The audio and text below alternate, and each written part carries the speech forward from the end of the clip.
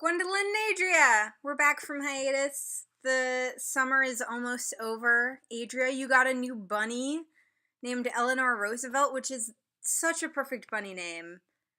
She's adorable. I've loved seeing pictures of her. And I know you've wanted one for a long time. I'm so happy for you. Living a dream.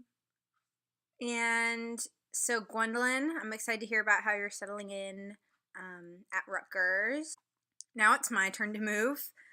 So this weekend, I did my first installment of moving. It's kind of a weird situation because I'm moving in with Jack and Dandi and our friend Jameson, and the room that I'll be in is currently occupied by a very nice woman named Ashleen. And so, but there's a storage room. They call it the party room because it has all these odds and ends from everyone's collections of stuff that didn't quite fit anywhere else. And it's in the basement, and there's like maybe a tiny slit window like that you could shoot arrows out of if it were a medieval, like a fortress in a motte, which is a mound of earth at the base of a castle to make it harder to scale. Anyways, so my room is now full, but I know the people who are there, clearly. And so I took some stuff to the party room. Actually, I guess this is my second installment of moving. My first installment was the epitome of laziness. Jack and Dandi were over for a book club, and I just sent them home with a couple of boxes of my book. I made them carry boxes of my books home. In my defense, they were taking a car, so I didn't make them bus it. I've also started strategically lending them things. So they were over here and they were sitting right about where I'm sitting. My books were all there. They were all just looking around, and I was like, oh yeah, you could totally borrow that Hamlet DVD. Oh yeah, you can totally borrow that. Just don't worry about returning it until after the 30th. It's been working. I have faith. So this weekend, I actually did minimal packing.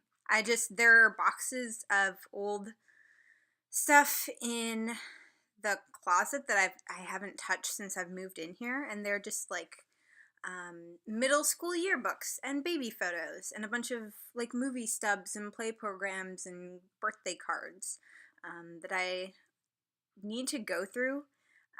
I used to always think why would anyone scrapbook?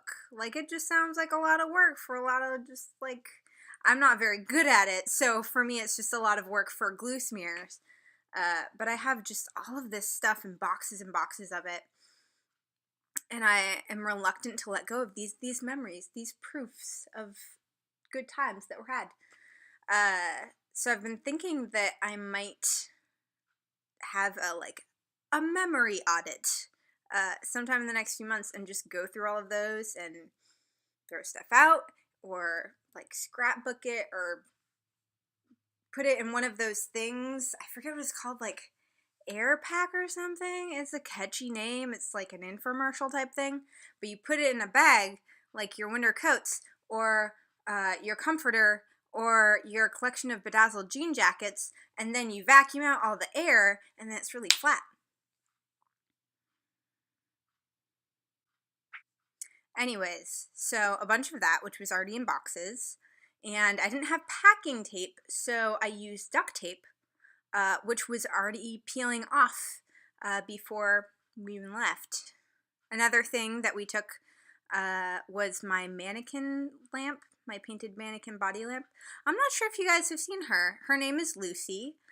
She started out in the Bon Marché in sometime before the 60s, and my mom's friend's girlfriend's dad worked there, and an artist was like, hey, I really want to work on that. And so they took the mannequin and painted her with all these swirls and shapes, and gave her back. And my mom's friend ended up with it, and then he gifted her to me. And she's really cool. And what's funny is that Dandi and Jack both have mannequin heads. Jack has what looks like an oversized, not a Ken doll, maybe a Randall doll. Oh, his name is Neil. He has a name. But he has a very definite 5 o'clock shadow. And it looks exactly like, you know when you would cut your doll's hair when you were little, and it would have all those creepy spikes of where the hair was like poked into the plastic? It has that. He's real terrifying. And, but Dandi has, I always forget her name, or his name, but a glass head. So there are no end of options for Lucy to become a fuller pseudo-human. Humanoid. Homunculus. Something. Is she a golem?